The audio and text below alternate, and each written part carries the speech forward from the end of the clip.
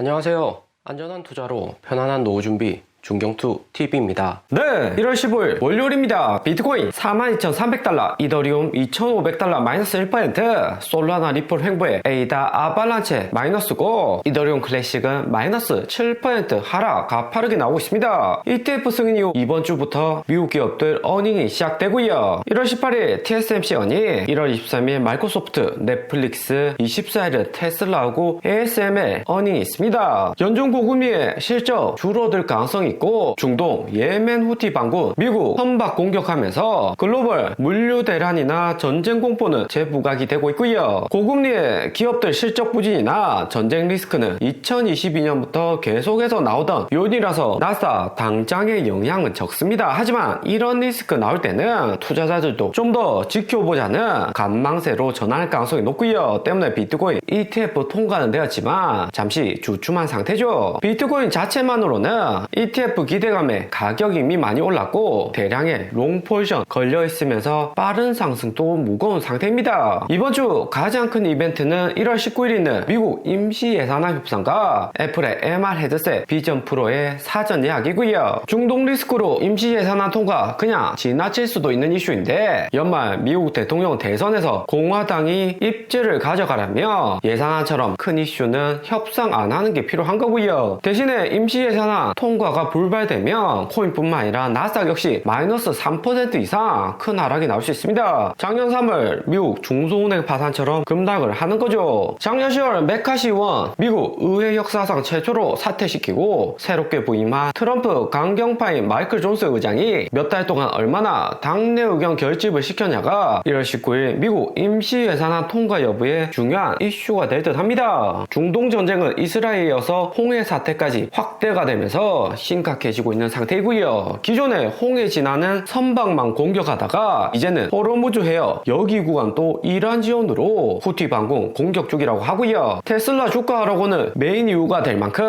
테슬라뿐만 아니라 볼보 포함 미국 기업, 한국 기업들까지 공격 대상이 되고 있습니다. 여기 홍해 진화는 선박들이 아프리카 남단으로 해서 돌아가고 있는 실정이고요. 이렇게 되면 물류비가 2배 이상 상승을 하는 거죠. 대부분 중국에서 부품 생산해서 유럽으로 가져가는데 여기 해상길 막히면 비용도 증가하지만 테슬라 유럽 공장 기가벨리는 2주 이상 생산이 연기가 되고 있고요. 바이든 대통령 올해 재선이 있어서 최대한 문제 안 키우고 전쟁도 확대 안 하기를 원하는데, 반군들도 미국이 올해는 소극적이라는 점 잘 알고 있어서 오히려 적극적으로 상선들 공격을 하고 있습니다. 이런 전쟁 리스크 나오면 안전자산 가격 상승하고 투자자들도 소극적으로 전환을 하고요. 대신 국제유가 72달러로 연말 대선 전에 민심 최대한 안정화시키기 위해서 미국 내에서 최대한으로 석유 뽑아내고 있고요. 코로나 때처럼 부동산 가격 폭등하고 물가 상승하며 아무리 트럼프라고 하더라도 재선이 안 됐던 거고, 한국 역시 코로나 전국의 집권 정당은 변경이 되었습니다. 그리고 1월 19일 애플 비전 프로 사전 예약이 시작이 되고요. 2월 2일 출시인데 1월 19일 먼저 사전 예약을 합니다. 이번 사전 예약에서는 비전 프로의 성능과 가격이 중요하고요. 시장에서는 450만원 고가로 출시될 가능성 높다고 하고, 비전 프로는 애플 인재 1000명이 7년 동안 달라붙어서 개발했다고 합니다. 메타의 퀘스트 VR 기기처럼 손에 잡는 컨트롤러는 필요 없다고 하고요. 애플의 아이폰처럼 새로운 혁신을 가져올 수가 관건인데, 메타는 올해 신제품 퀘스트 3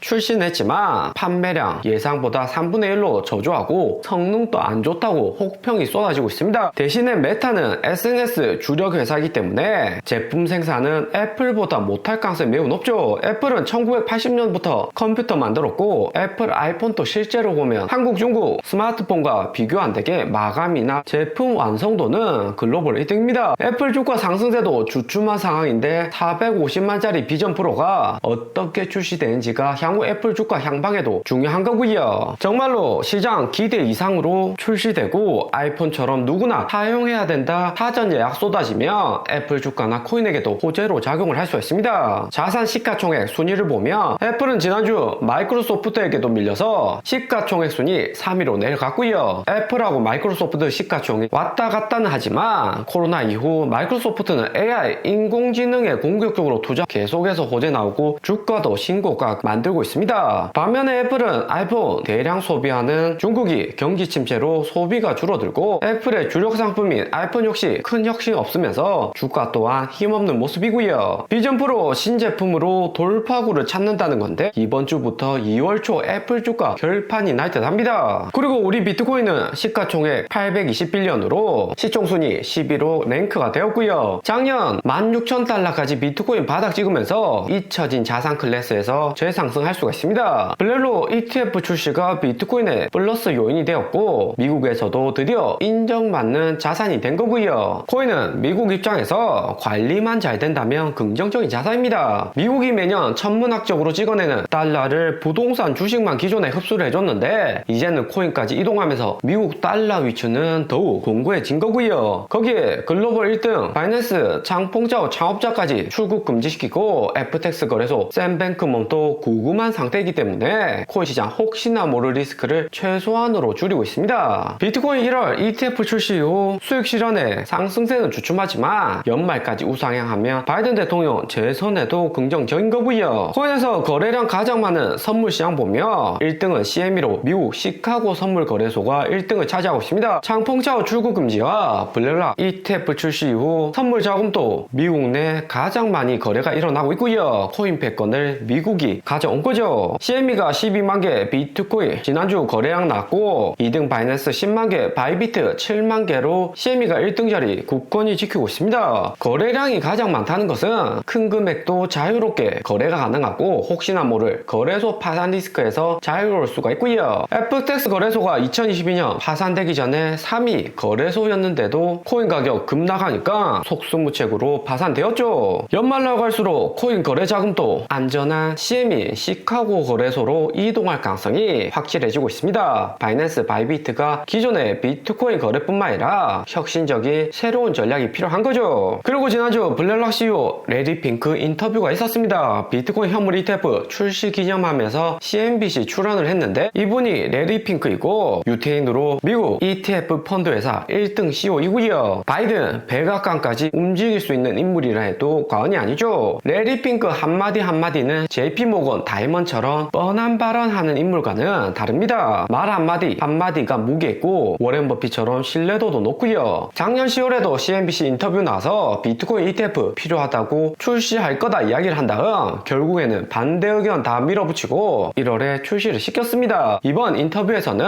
이더리움 ETF 보유 가치를 알고 있다. 비트코인 ETF 출시는 토큰화를 향한 디딤돌일 뿐이고 우리가 계속해서 갈 곳이다 이야기를 했습니다. 비트코인 현물 ETF 출시하겠다는 강력한 의지를 말한 거죠. 그리고 기자가 이더리움도 ETF 된다면 리플도 ETF 될 수 있지 않냐 유도 질문을 했고요. 레리 핑크는 노련하게 그건 말할 수 없다 답변을 했습니다. 안 된다고 이야기 안 한 것은 오히려 리플의 긍정적인 호재로 작용했고 리플 가격은 이더리움 클래식 하락에도 방어하는 상황이고요. 레리 핑크 같은 인물은 되면 되고 안 되면 안 된다 선이 확실한 분인데 이번 리플 질문 받으면서 앞으로 리플 ETF 상장 관련해서도 생각은 계속 할 듯 보이고요. 리플 ETF 당장의 승인 불가능한 것은 올해 4월 재판이 있기 때문이고 재판만 긍정적이면 비트코인 이더리움처럼 단독 ETF는 아니더라도 알트코인 같이 조합한 ETF 정도는 충분히 예상이 됩니다. ETF 가장 많이 운용하는 블렐락에서는 리플처럼 거래량 많은 코인은 운용 수수로 늘릴 수 있고 주가에도 긍정적이고요. 대신에 리플은 리플 회사에서 자산 컨트롤하면서 가격 상승할 때마다 락업 해제하는 리스크가 있고요. ETF 상장되었다고 리플 회사 보유한 50조 락업 다 해제해버리면 전체 ETF 가격도 하락을 하는 거고 우리 투자자 입장에서도 차트 분석은 의미가 없습니다. 대신 리플 재판 끝나고 락업 문제도 컨트롤이 가능해지면 ETF 재논의 가능성이 높죠. SEC에서 현물 ETF 동시 승인하면서 전체 ETF 회사들은 대량의 비트코인 현물 물량이 들어오고 있습니다. ETF 승인되고 거래 첫날에 1등 비트와이즈가 230밀리언 거래량 나왔고 2등 피델리티 3등은 110밀리언으로 블렐락 단독 ETF가 아니기 때문에 자금이 나뉘는 상황이고요. 하지만 이틀째 레리 핑크 뱅크 CNBC 인터뷰하고 블랙록에 386밀리언 대량의 자금이 들어왔습니다. 지난주 이틀간 거래 총량은 블랙록이 1등으로 490밀리언 기록을 했고요. 캐시우드 아크인베스트는 105밀리언으로 4등입니다. 대신에 GBTC 그레이스케일은 ETF 상장된 첫날에 95밀리언 매도를 했고 둘째 날에는 480밀리언으로 블랙록으로 들어온 자금보다 더 많은 코인을 매도했고요. 오늘의 영상은 여기까지입니다. 좀 더 디테일한 투자 정보가 필요하신 분들은 커뮤니티로도 자료가 공유되니까 멤버십 가입과 구독 부탁드립니다. 감사합니다.